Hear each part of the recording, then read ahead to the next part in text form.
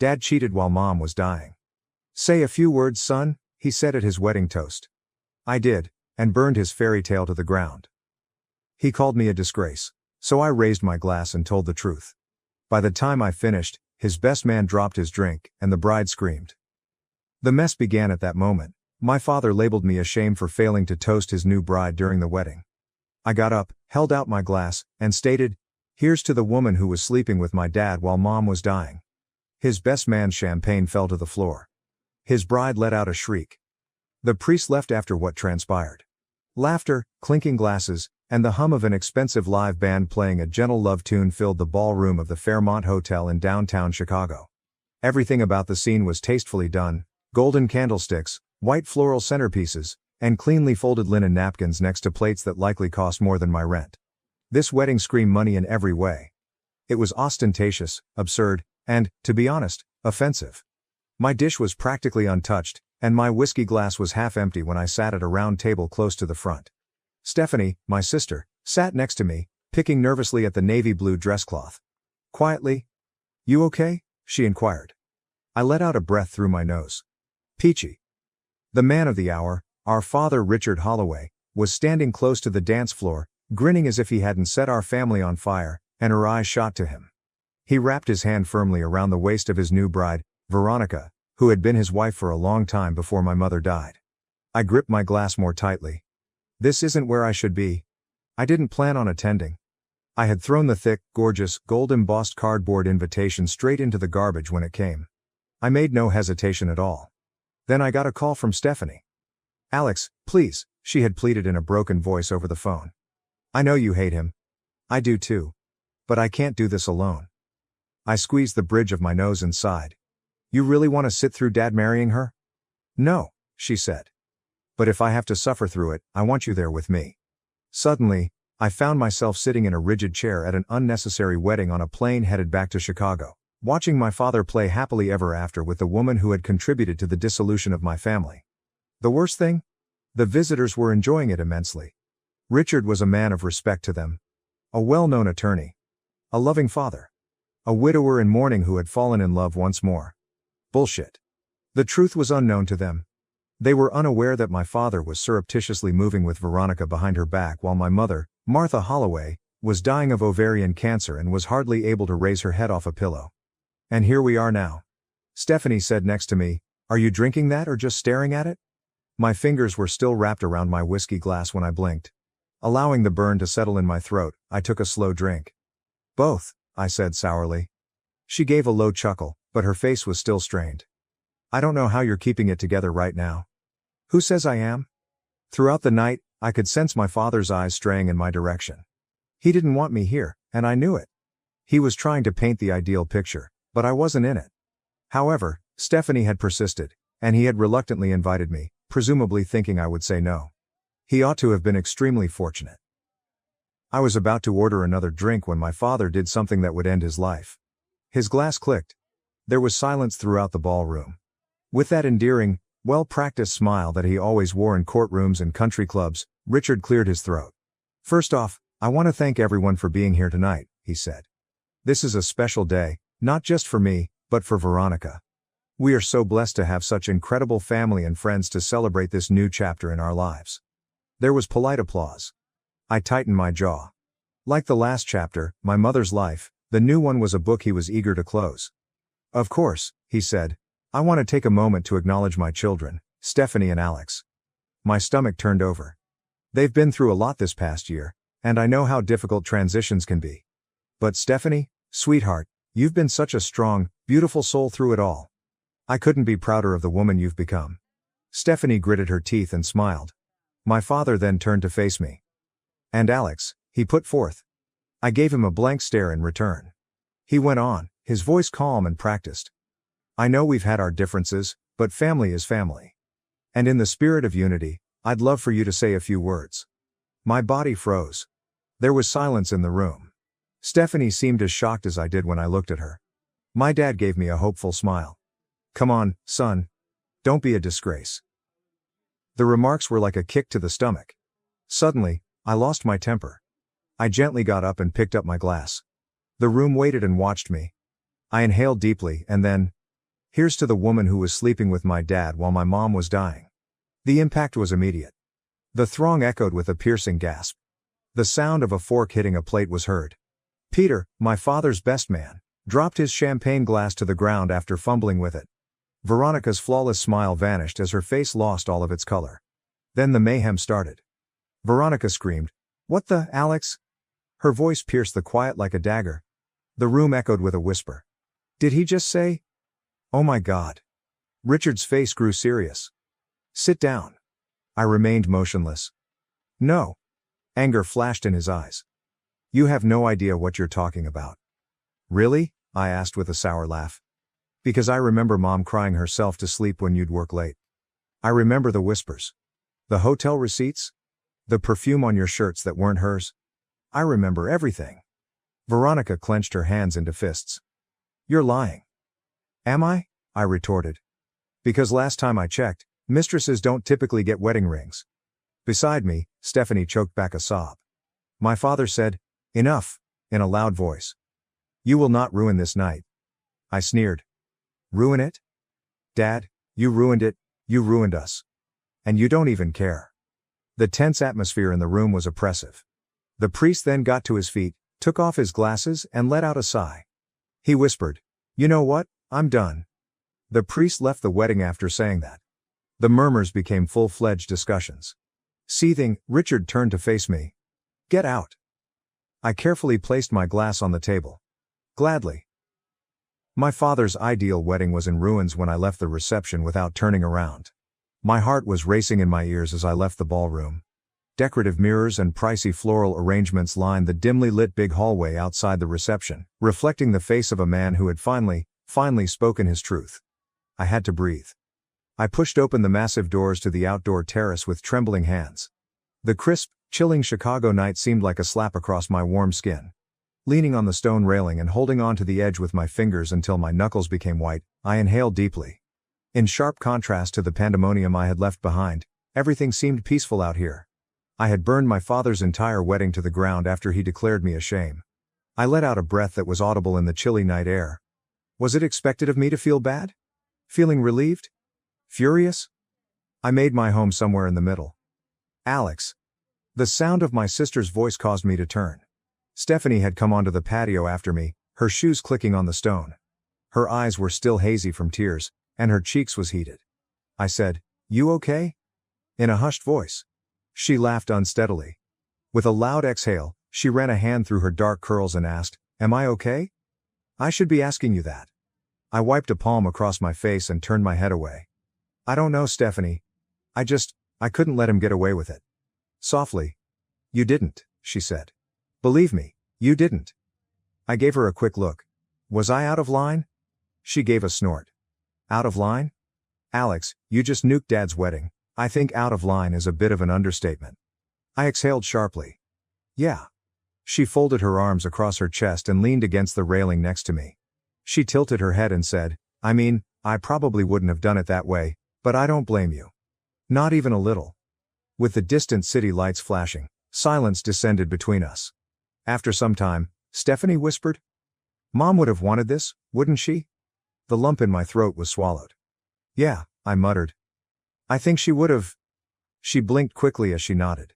I grabbed her hand and gave it a light squeeze. I inquired, Are they still in there? She drew another trembling breath. She glanced at me and said, Oh yeah. The guests are still whispering, Dad's trying to do damage control, but it's bad. Veronica looked like she was going to combust, and the priest actually left, like, straight up walking out. A dry laugh slipped out of my mouth. Good. Stephanie grinned. Honestly? Yeah. Suddenly, the door behind us cracked open. We both turned, and our father, Richard Holloway, was standing there. His jaw was clenched so tightly that I felt his teeth may break, and his face was taut with barely contained rage. He had unzipped his tuxedo jacket, as though he had jerked it open in exasperation. At his sides, his hands were clenched into fists. Stephanie, he murmured in a quiet, steady voice. Go inside. She tensed up. No. His gaze now shifted to mine. I moved forward, putting myself in their path. She stays. His voice remained even as his nostrils flared. I don't want to do this here. I sneered. Then I pointed to the ballroom and said, "Oh, now you care about appearances? Pretty sure that ship sailed when you called me a disgrace in front of 200 people." He clenched his jaw. "You humiliated me." I laughed without humor. I shook my head and said, "You embarrassed yourself, Dad. You could have just let me sit there in silence. But no, you had to drag me into it. You had to make me play along with your little fairy tale." His voice trailed off as he stepped closer. "You had no right to do what you did." Unflinching, I looked him in the eye. "And you had no right to do what you did." His gaze grew gloomy. "You don't understand." I abruptly interrupted him, saying, Don't you dare try to justify it. I was there, Dad. I saw what it did to her. I saw Mom waste away in that hospital bed while you were off with her." Beside me, Stephanie took a short breath, but she didn't say anything. Slowly, as though attempting to regain control, Richard let out his breath. "You don't know what my marriage with your mother was like." My blood became frigid. "Excuse me?" His face grew stern. "Alex, it wasn't flawless. She..." He halted, shaking his head. "There were problems long before Veronica." I gaped at him in shock. I erupted in rage and said, "You don't get to do that? You don't get to rewrite history just to make yourself feel better. She loved you. She trusted you. And you repaid her by cheating on her while she was dying." His lips clenched. I was unhappy. In fact, I laughed. "You were unhappy?" I asked, reaching out. "Do you have any idea how much pain Mom was in? How she clung to the hope that maybe, you still loved her? And you were, what, bored?" Richard's expression grew gloomy. "Watch it." "No," I yelled. "You watch yourself. Because I am done letting you pretend you're some kind of victim here. You made a choice, Dad. You chose Veronica over Mom. Over us." Quiet. For the first time in my life, I noticed something that nearly looked like guilt on my father's face. However, it went by too soon. Instead, he smoothed a hand down his tuxedo and straightened. His voice was icy as he spoke again. "If you walk away from me now, you walk away for good," stated the man. "Is that what you want?" I gazed at him. It was this. He believed he could terrify me back into obedience at this point. He didn't comprehend though, because I had already lost my mother. I wasn't afraid of losing him at all. I squared my shoulders and looked him in the eyes with a certain assurance. "Yes, that's exactly what I want," I answered steadily. "If that's what it takes." Beside me, Stephanie quietly gasped, but she made no attempt to stop me. Richard's face remained unchanged. If anything, his face was hidden behind an unreadable mask as his jaw just tensed. "Then don't come crawling back when you regret it," he added. I shook my head and let out a breath. "I won't." After saying that I turned and left. After a brief moment of hesitation, Stephanie followed. We never once turned around.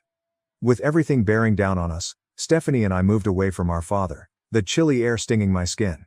Even though my breath was shallow and my legs felt heavy, I continued to walk. My dad didn't give us a call. He made no attempt to stop me. Excellent. I didn't think he would. Richard Holloway wasn't the type to go for anything that he gave up. Stephanie and I arrived at the hotel's side entrance, where some employees were smoking. They were too preoccupied with whatever drama was taking place inside the ballroom to even look at us as we passed.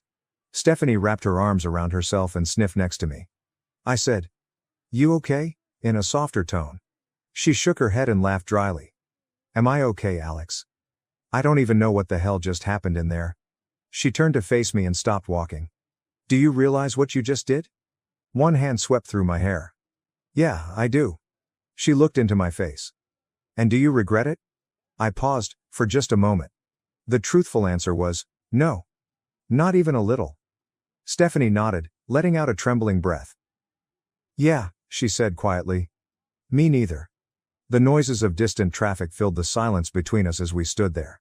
Then Stephanie laughed once more, a genuine laugh, a gasping and somewhat incredulous laugh.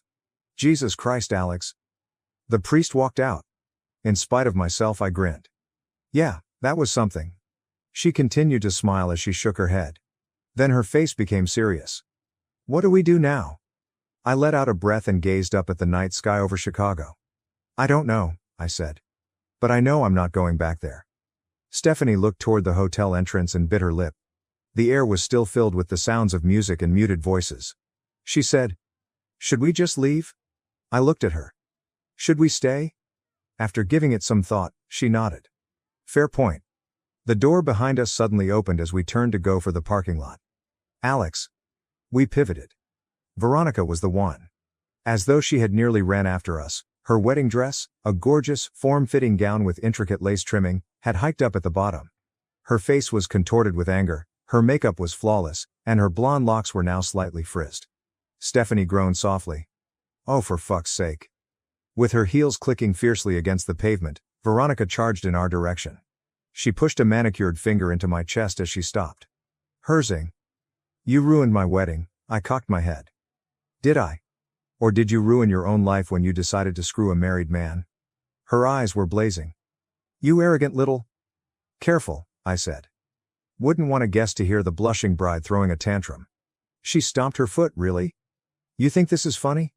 You think humiliating us in front of everyone was some kind of win for you? I folded my arms. I think it was the truth. Something neither of you seemed to be familiar with. Her nose wrinkled. You selfish little crap. Beside me, Stephanie took a sharp inhale. Whoa. Veronica stepped forward. Your father gave you everything. He built a life for you. And this is how you repay him? I exhaled slowly and deliberately. You want to talk about repayment, Veronica? My mother spent 25 years loving a man who betrayed her while she was fighting for her life. And you? I motioned at her. You were part of it. You don't get to stand here in your stolen wedding dress and play the victim. She opened and shut her mouth, but nothing came out. Stephanie uttered a silent, damn. Veronica bounced back fast. Your father doesn't deserve this. He's been through enough. Something inside of me snapped. He's been through enough? I said in a harder, more irate tone. Do you hear yourself? My mother died, and you think he was the one who suffered? Veronica's expression contorted. Margaret. Don't say her name, I abruptly interrupted. She paused. I lowered my voice and stepped forward. You don't get to pretend you cared about her. You don't get to act like this wedding was some beautiful new beginning when we all know what it really is. Her jaw tightened as she swallowed forcefully. My voice was deadly calm as I said, you're just another chapter in a book of lies. She was speechless for the first time that evening. Claire folded her arms. Are we done here? A small line formed on Veronica's lips. Without saying another word, she pivoted on her heel and strode back in the direction of the hotel. Wow, mumbled Claire. That was dramatic. I breathed out slowly. Yeah, I'm exhausted. She gave me a look. Are you really okay? I paused. I don't know, I said. But I think I will be. She smirked after giving a slow nod. So, since we're already dressed up and out in the city, you want to go get some overpriced cocktails somewhere fancy and pretend we belong there? A tiny smile pulled at my mouth. That might be the best idea you've had all night. She put her arm around my own. Then let's get the hell out of here. After that, we left the ruins of my father's wedding behind and left the Fairmont Hotel. I felt free for the first time in a long time. As Stephanie and I strolled along the busy Chicago street, the bustle of the city surrounded us. I relished the bracing cold air since I needed any chance to get my mind clean. Stephanie put her arm through mine and asked, Are you really going to be okay? I breathed out slowly. I think so. You? She gave a shrug. Honestly, I thought I'd feel guilty. I thought I'd be panicking about how we just set Dad's life on fire. However, she trailed off before smiling. I feel amazing. I laughed with a sigh. Good. We finally arrived at a cocktail bar in River North, a classy lounge populated by individuals who appeared to have been featured on magazine covers. We really didn't belong there, but Claire persisted, and I reasoned that we should have something upscale after everything we had just been through. After ordering 2 extremely expensive drinks and slipping into a leather booth toward the rear, we let the night descend on us. Following some time, Claire stirred her martini and stated, You know he's going to come after us, right? I gave a nod. Yeah, but I don't care. She grinned. So what's next?